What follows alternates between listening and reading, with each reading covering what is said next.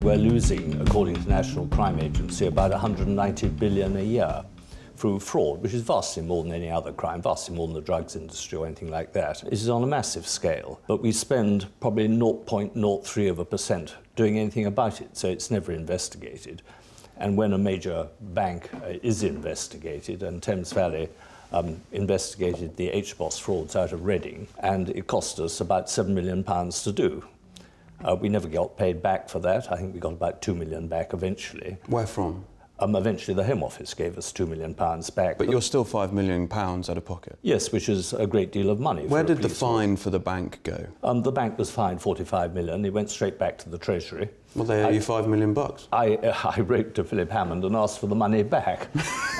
I got a letter from one of his staff over 2 pages saying no. I did query. And the reason? This goes into a central pot, and it's not the police pot.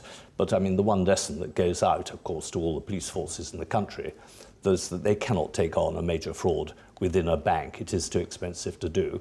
And the banks spend a fortune on lawyers. I think Lloyds last year spent over £800 million on lawyers.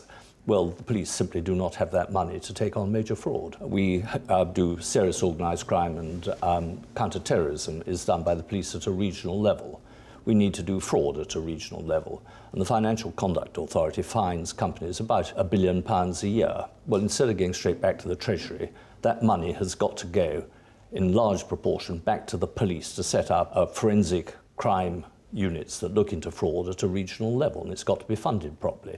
And it's no good funding the SFO, the Serious Fraud Office, something like 40 million a year, and Action Fraud, which is the City of London, which is funded, I think, about 15 million a year, and it's contracted out to a call centre in Glasgow. I mean, the thing is absolutely criminal.